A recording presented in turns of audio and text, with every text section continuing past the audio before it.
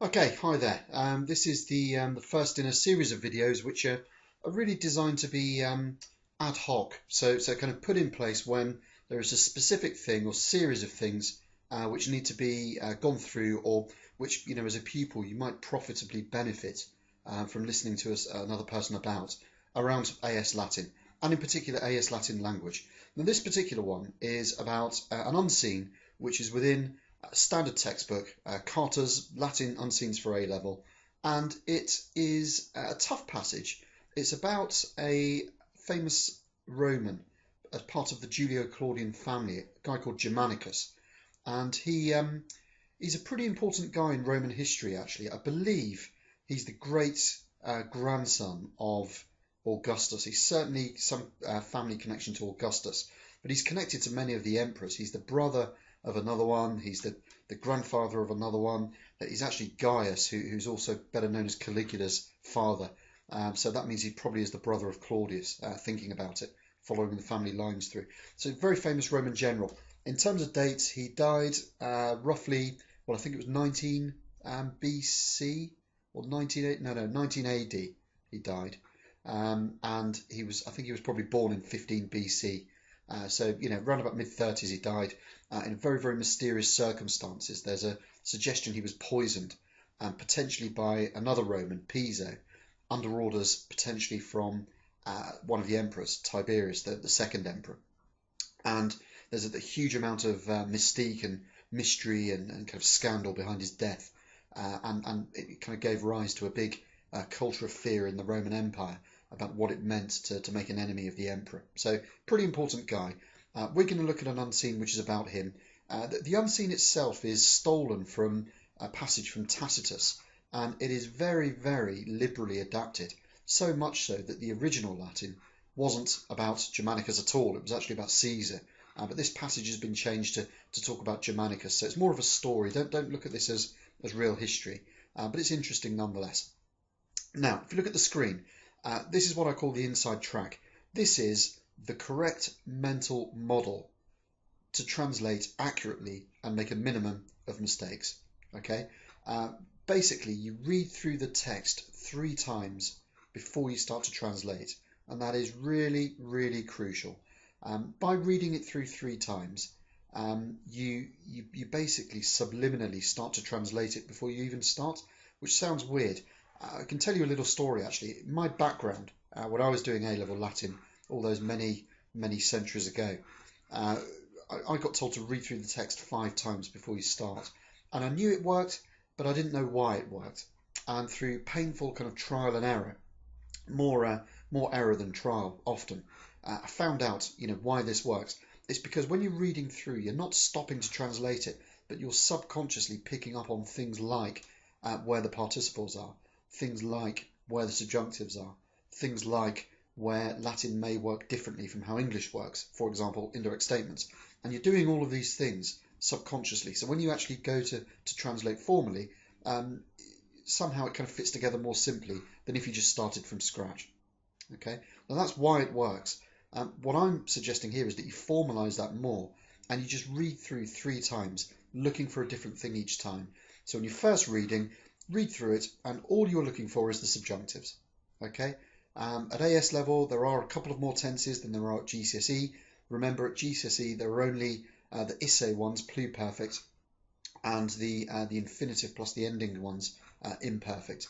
At AS level, suddenly present subjunctives come into play, perfect subjunctives come into play, and there isn't such a thing technically as a future subjunctive, but there is such a thing as the periphrastic future subjunctive. So a combination of the future participle, but then some part of esse, and that comes into play as well at AS level. So more in terms of tenses to look out for. Generally, the clauses are similar. The new ones which come up at AS level, I think, are conditionals, so if sentences with subjunctives. You don't get those at GCSE generally, and one or two other kind of maybe slightly more complex versions of what you're already used to. So the content isn't so much different, but there are these new tenses. You've got to read through, got to find them, got to be able to explain them first. Second reading, you're looking for indirect statements. Okay, you're looking for verbs that express feelings or thoughts or words, and that you expect that after in English. And of course, you're looking for an accusative plus an infinitive after that kind of trigger word, that trigger verb. Okay. Often at AS level and indeed at A2 level, the clauses are slightly longer. There will be more words inserted between the accusative and the infinitive, but nonetheless the formula is the same.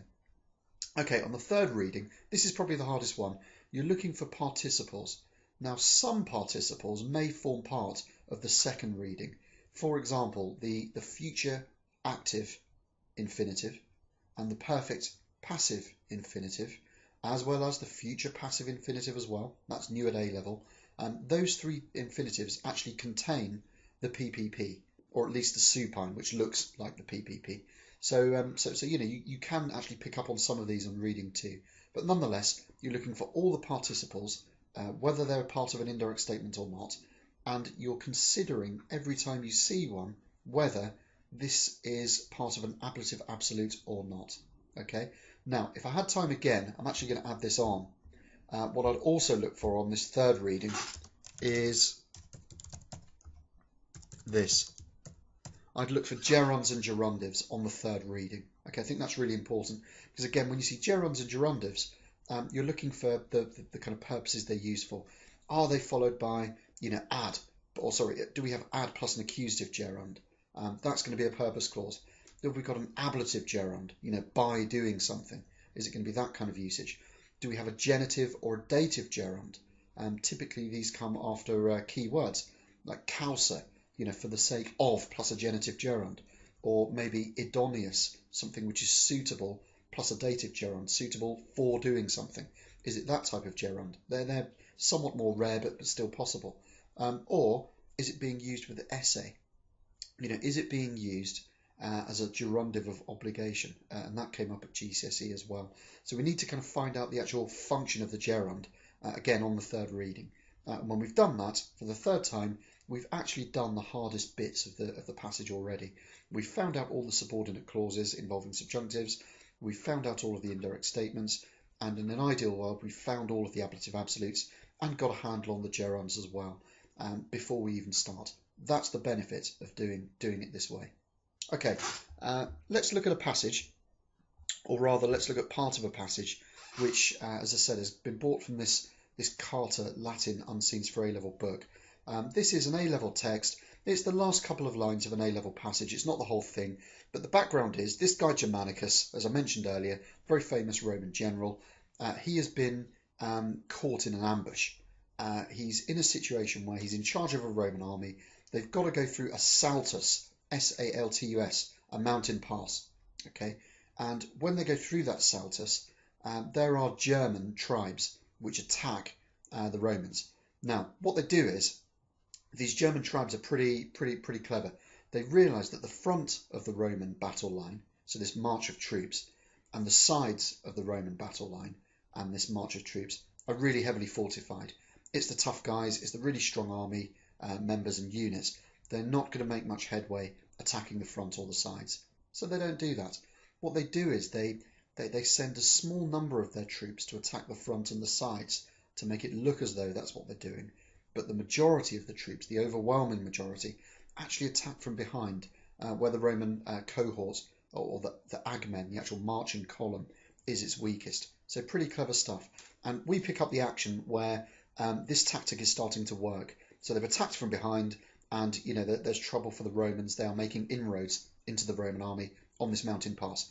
Okay, they're the lines in front of you. Have a look at them. What we're going to do is we are not going to start translating. We're going to read through for the first time and just go back to the blueprint. We are going to find all of the subjunctives first. We are then going to read through for a second time and we will find the indirect statements. We are then going to read through a third time and we are going to find the participles and the gerunds, deciding on how each works. We're going to consider ablative absolutes, okay, and only then are we going to start translating. So let's go back. So this is my first reading and I'm looking purely and solely for subjunctives. So leves cohortes ardensis Germanorum copiis turbabantur cum Germanicus Okay, I'm instantly slightly interested here because cum plus a noun which is not ablative, so Germanicus is nominative here, that can have a subjunctive following it. Okay, sometimes it does and sometimes it doesn't. It depends on the chronology of the event, but I'm on the lookout for a subjunctive as part of a when clause. Militibus, qui. Again, whenever I see a qui, I'm looking for a subjunctive as well in the qui clause, very common. In medio agmine contendebant, okay, not subjunctive. Voce magna imperavit, okay, again, not subjunctive. There is a grammatical reason why. If you want to look it up, look at inverted cum clauses. Basically, when the action of the when clause interrupts the action of what is otherwise being spoken about in the main clause, the verb is not subjunctive. But for our purposes, no subjunctive so far. Okay, ut. Always look for a subjunctive after the ut. Festinarent. Okay. Here is our first subjunctive. Here's our first one. Festinarent. We can tell it's subjunctive because it's the infinitive. Festinare, to hurry. But it's not just the infinitive, it's got the ending on as well. So festinarent is an imperfect tense active subjunctive, and it's being followed by ut. Okay, when we have an ut clause with a subjunctive, there are three possible answers. The first scenario, and the one we always look for first, is a results clause. The storm was so strong that it destroyed the ships. For us to have a result clause, we need in the main clause, we need a trigger word. We need one of these 7 words, and I'm actually going to type these in here so that you can see exactly what I'm on about here. So for a result clause, we need one of these words. We need tam, we need tantus, we need talis, we need tot, we need totiens, we need ita, or we need adio. These are all the kind of trigger words which lead into a result clause. Okay, and we need, just bear in mind for this one here, let me just find an asterisk, and for this one here, the endings can change, but essentially we're looking for one of these words. If we go back to our text, we do not have one of those words, so therefore we can eliminate a result clause. Okay. The second thing we look for is we look for the meaning of the main clause verb, and we want it to be a verb of ordering or a verb of persuading, basically a verb which involves a person, we don't necessarily have to know who, but a person trying to influence. So it could be persuade, order, beg, beseech. I'm trying to think of other examples. Ask, if you ask someone to do something, that type of verb. So it's one person trying to influence a second person to do something. We're looking for what this meaning is. Okay, now imperavit, he ordered, is a very, very clear example of a verb of ordering. It can't be more clear. He ordered is a verb of ordering by definition. So what we have here, we have our answer. We have an indirect command. So he ordered. We're looking for a dative noun because if you order someone using impero, if you order someone to do something, whoever you order is going to be in the dative. Okay, so we need to find that dative later on when we come to stage 4, translate. But we've got an indirect command. So he ordered someone ut to festinarent, to hurry. Okay, first explanation done. Let's go on. Ad comites juvandos, no subjunctives here.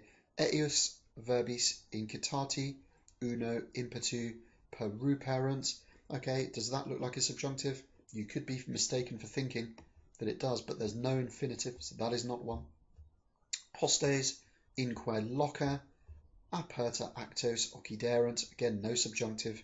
Simul copiae primi agminis a saltu aggressae castra posuerant, no subjunctives. Inde ite quietum erat milites ob hanc victoriam. Made a spelling mistake here. Apologies.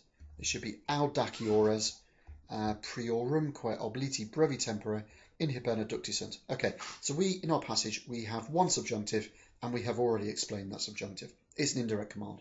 Reading 1, done. Okay, let's look at reading number 2. we are now going to go through and we are going to look for indirect statements.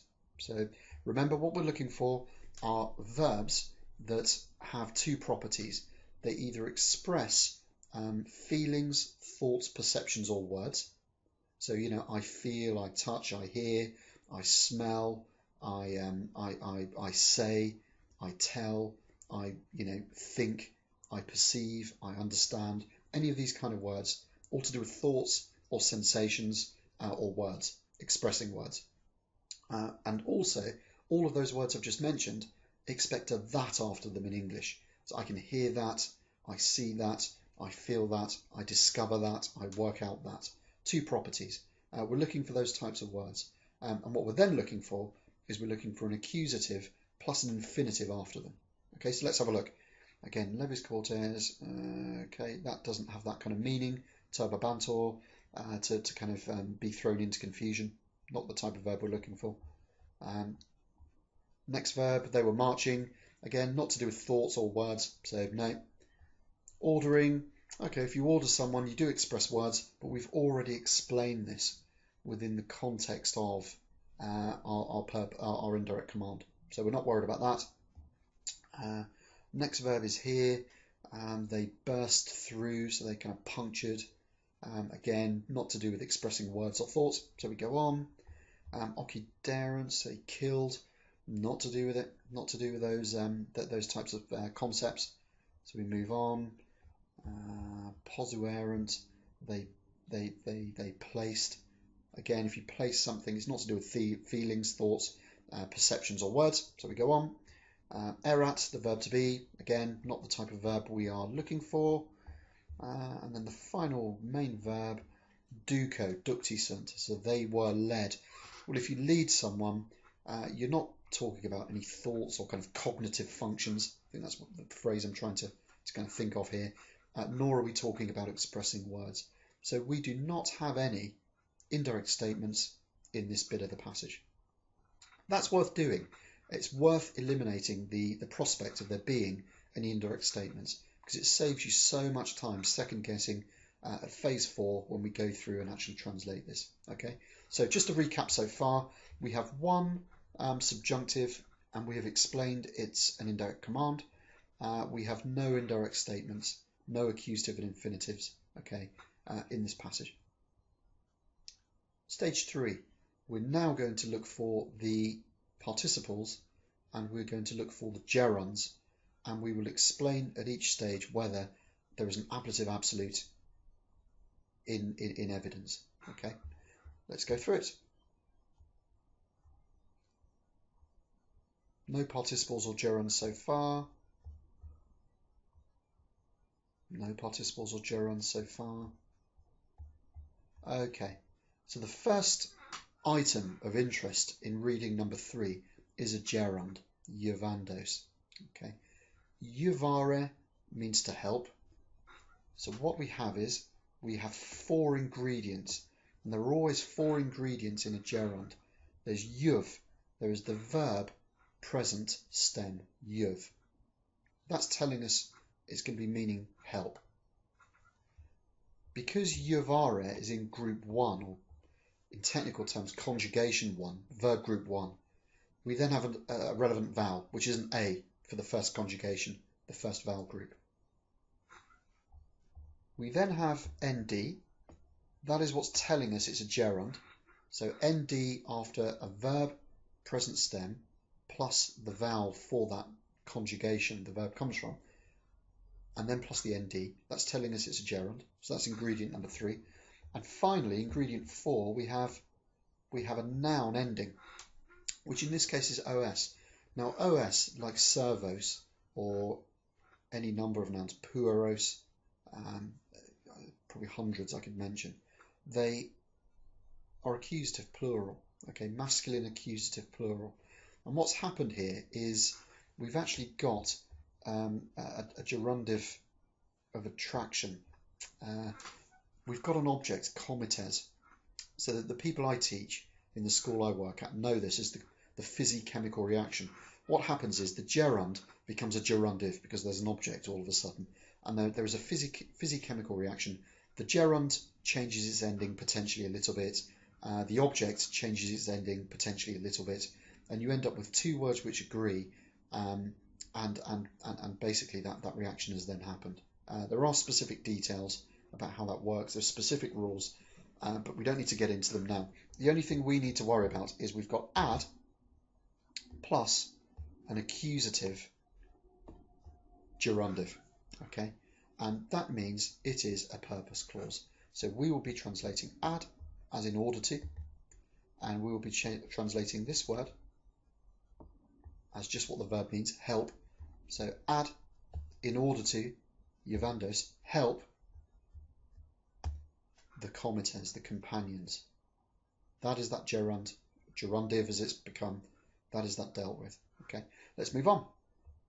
Here's verbs incitati. Okay, that is a participle. Having been stirred up. We need to check if it's ablative at this stage to make sure there are or are not ablative absolutes involved. Now, perfect passive participles have various scenarios when I is the ending.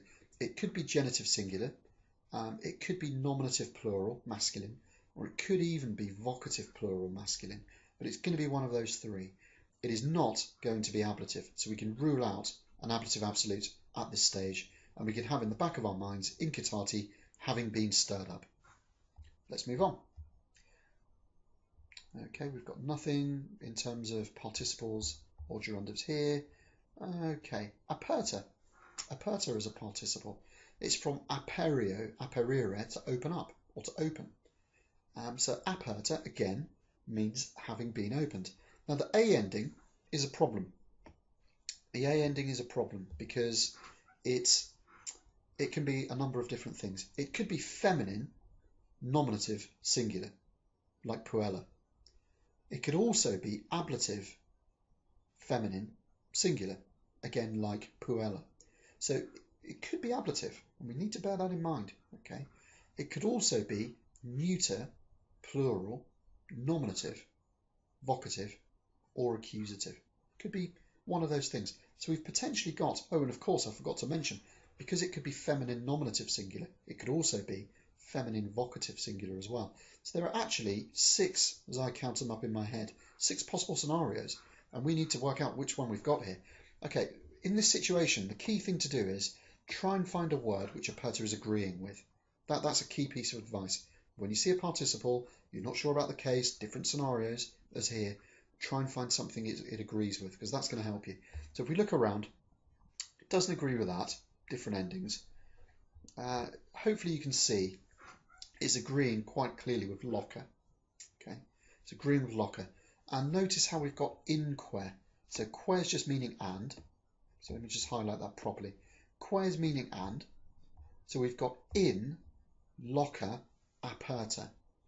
That hopefully can tell you that locum, singular, if you know your vocab, a locum is a place or a location. So loca, with the A ending, is going to be neuter plural. Okay, it's going to be neuter plural. So aperta and locker are going to be agreeing. They are governed by the prepositional phrase in locker aperta. Aperta is going to be having been opened or open, wide open, that kind of translation. So we've explained that as well. Critically, it's not an ablative absolute. Let's move on. We don't have to go very far. Actos, that is a participle as well. Actos comes from ago, A-G-O, ago, agere, egi, E-G-I, and then actum, A-C-T-U-M, to do, to drive, or to act. So you have to kind of think of 3 different meanings here and apply the one which makes the most sense. Well, we're talking here about the Romans kind of pushing the enemy into these places, actos. So I think, given there's a violent military situation here, one team is going to be driving another team, forcing them into these places, so in locker. So I think drive is the most logical meaning here. But actos, accusative plural, actos, we need to, again, just like aperta, we need to find what that is agreeing with. That's going to help us. Critically though, os is not an ablative ending, so we do not have an ablative absolute here either. But let's look around. What does actos agree with? Well, we've already discussed aperta and locker. They're neuter plural. So OS is going to be masculine accusative plural. Not agreeing with Locker. We need to look further afield. And then we get to this word, hostes, the enemy. The enemy is masculine, it is plural, and it is accusative here. So this is telling us two things really. Hostes is accusative. The es ending can be nominative or accusative, remember, but because we can work out disagreements here, hostes and actos are agreeing, which is telling us that hostes is accusative. Okay, so that's important information as well. You can see how these three readings really kind of distill all the important stuff before we start. So when we actually get to stage 4, this is going to be easy. Okay, hostes is accusative and actos is agreeing with it. So the enemy, hostes, actos, having been driven, what that phrase is going to mean. Okay, let's go on. Let's go on. Okay, we get to here. This is another participle. This is a slightly annoying participle as well because it comes from a deponent verb, agredior, to go out or to leave. So with this type of participle, very common mistake at AS level for people to put having been gone out or having exited. So having been exited, having been something, because that's typically how you train to do these participles. Not if it's a deponent verb. It's having left or having gone out. Right. AE, again, a variety of options. It could be genitive, feminine, singular. Could be. Or it could be feminine, nominative, plural, which therefore means it could be feminine, vocative, plural as well. There are 3 possible scenarios. So we do not have an ablative absolute, but we do have a participle which has this kind of feminine ending, and as usual, we need to work out what it's agreeing with. Let's look around. Well, castra is a neuter plural noun, so it can't be feminine. Those can't agree. Saltu, again, saltus is given to you as in the vocab for the original passage. It's not feminine, or even if it was. In fact, let me just check the gender of salus. I'm not 100% sure what it is. Yes, saltus is masculine anyway. But even if it wasn't, even if it was feminine, it wouldn't be the same case. So that can't agree. So we look further afield. IS could be genitive.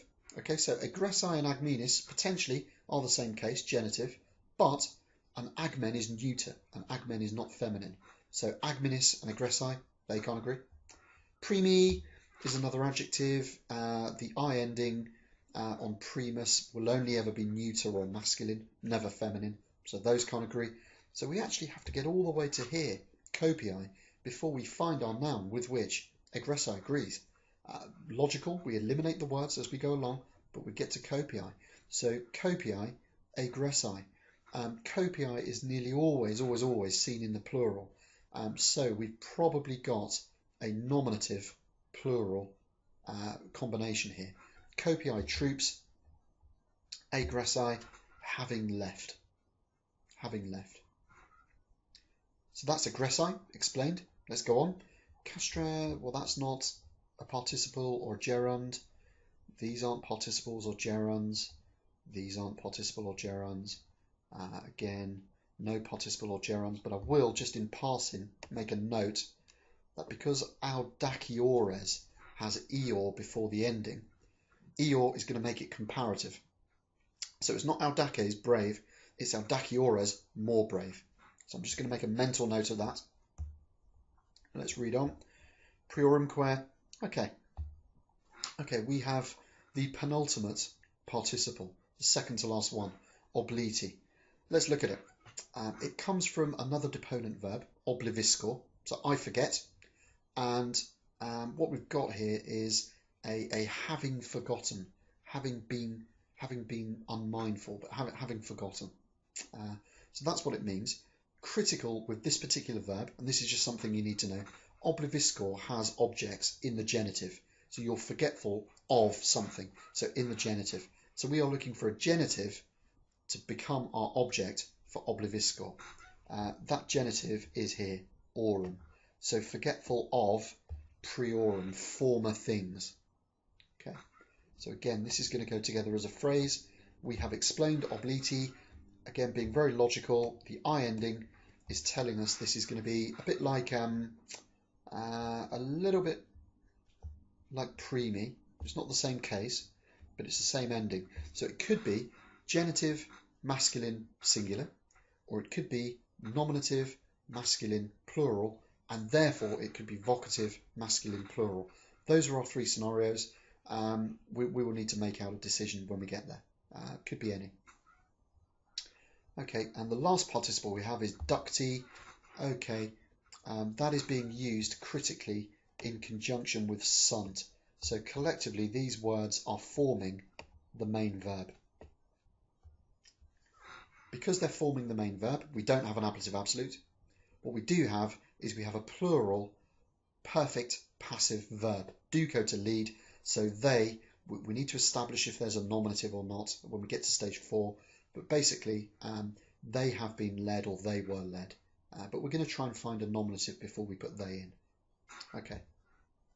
Right. Phase 1 was done. Phase 2 was done. Phase 3 was done. We've now actually done all of the tough stuff in here before we even start.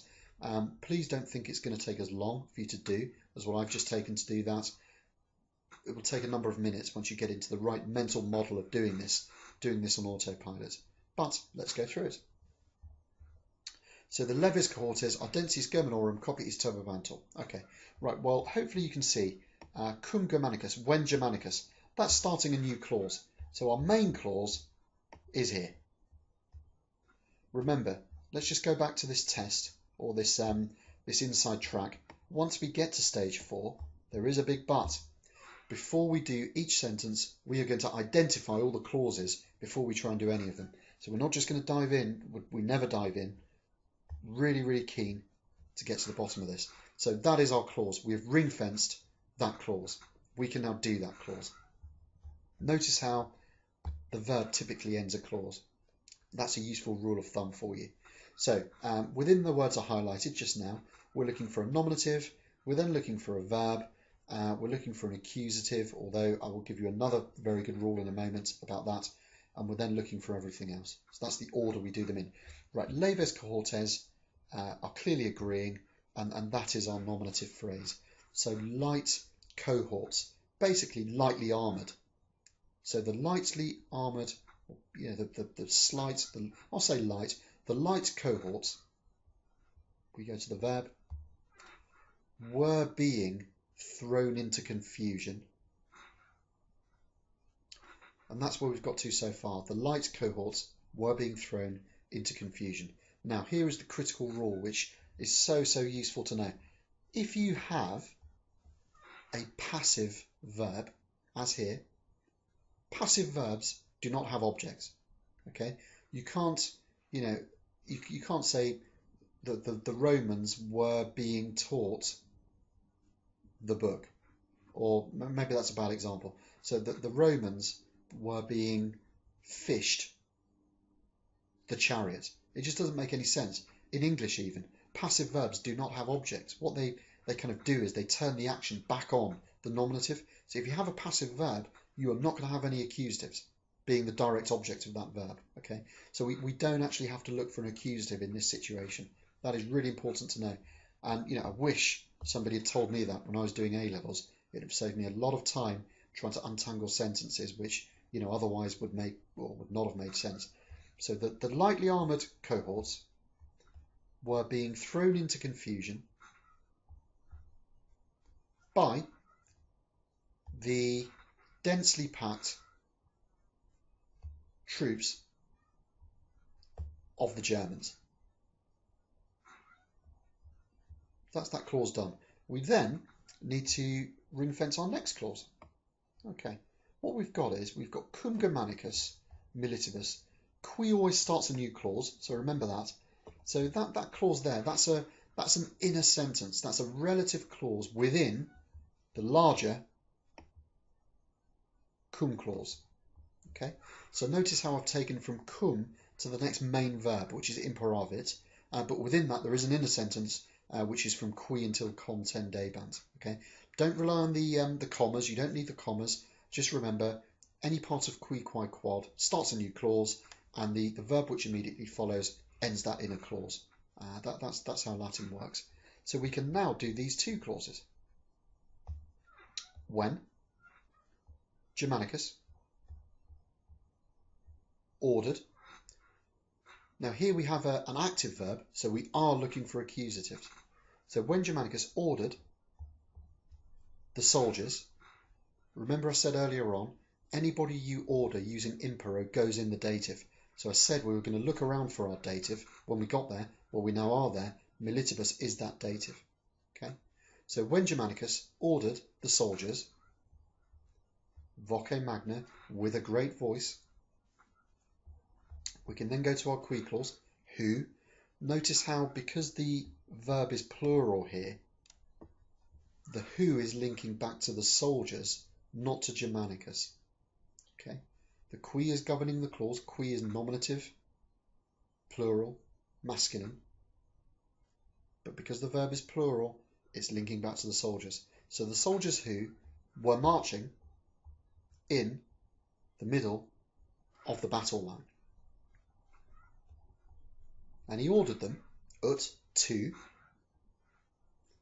hurry. And this is where the benefit of reading 3 really helps us. We've already established that euvandos is a gerund, or rather a gerundive because there's an object, but it's an ad plus accusative gerund or gerundive phrase, which can only mean one thing, a purpose clause. So let's go back. So Germanicus ordered his soldiers, who were marching in the middle of the battle line, with his great voice, to hurry in order to help their companions.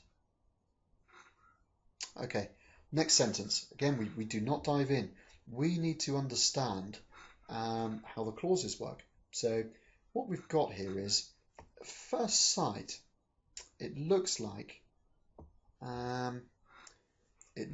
we've got that clause there. So the start of the sentence up to the main verb, per ruperant. And if you translate it in that way, you will be fine. You'll get the right answer. But there's a little bit more than meets the eye. We already identified on reading 3 that there's a participle, incitati, having been stirred up, having been, excited. So because that's not an ablative absolute, because it's not doing anything in terms of making a main verb, we've got like a mini clause here. So those 3 words go together. Participles often serve to kind of create a different clause in English. So we can do that as a clause. We can then do this as our second clause. Okay. And the word order is slightly kind of off here because hostes is after the verb. But nonetheless, if you remember our analysis from reading 3, we established that this was accusative because it was agreeing with actos, which again we worked out at reading 3. So you can see how all this kind of comes together to make stage 4 a lot easier. We've worked out that hostes goes within this clause. That it's the subject of, it's the object rather of this verb, and we don't have another nominative, so we are going to have to put in a they. But it all kind of comes together once you've done these contextual elements, reading 1, reading 2, and reading 3. What I call individual contextual elements. So let's go through this. So incitati, having been stirred up by the words of that man, so of Germanicus, they literally burst through.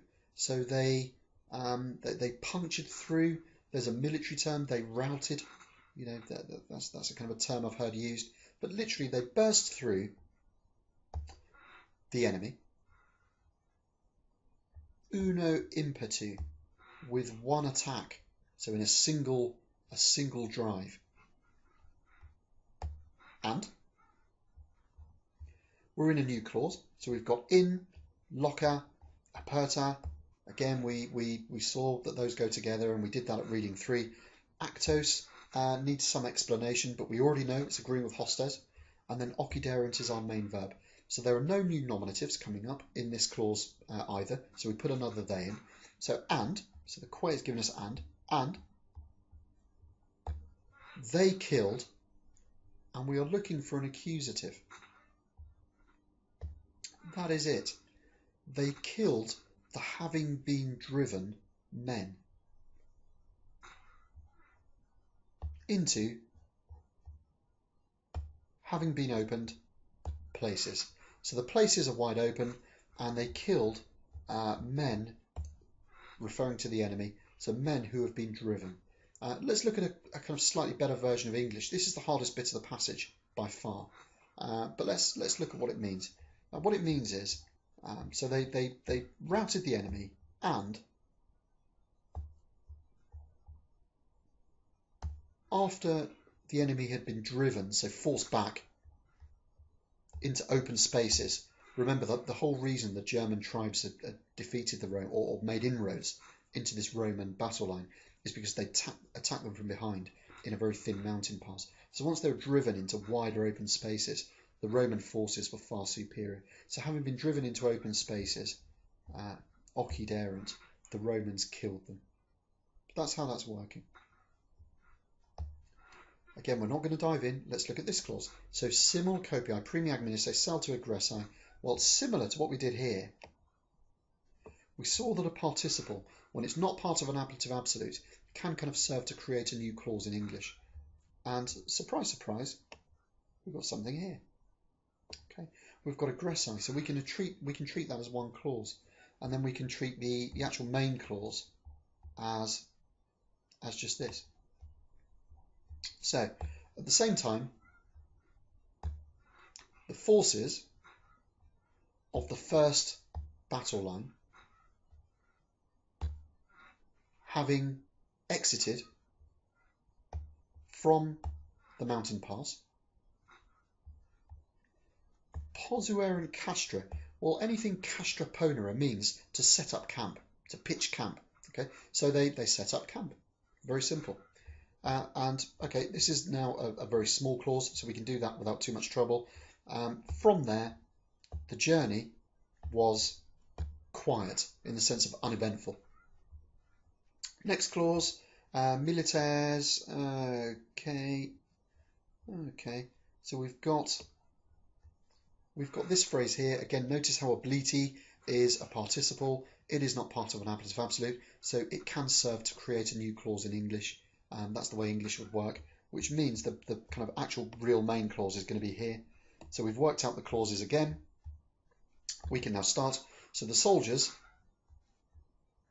do you remember the mental note I made on reading number 3? I made a mental note that Eeyore was more, so not just brave, but more brave, braver. So the soldiers, braver, because of this victory, and having forgotten about, or having forgotten previous things, so previous times, previous issues. Ducti sunt were led in Hiberna. That's a neuter plural accusative, so into, not in, into the winter quarters. Brevi tempora, an ablative time phrase meaning when, so not for a short time, that would be accusative. Brevi tempora, ablative, in a short space of time. Okay, right, we've got to the bottom of that. Hopefully that makes sense. If you have any questions on any of this, please do email. Those of you I teach know my email. Please get in touch. But hopefully that's useful. What I would just really encourage you to do is don't treat this as though it's a bonus. I think this is really, really important to success. I think you have to do your 3 readings first. Please do sort out the subjunctives. Very often there'll be several different types, so you need to be able to explain why. Secondly, indirect statements. Very rare there wasn't an indirect statement. Okay, normally you'll have one or some of those, so be aware of those. And of course, participles and gerunds. We've seen how critical those are at AS level to unpicking the different clauses and ring fencing the different kind of minor bits of the sentence to make stage 4 as easy as it can be. Okay, so hopefully that's okay. Any questions, let me know.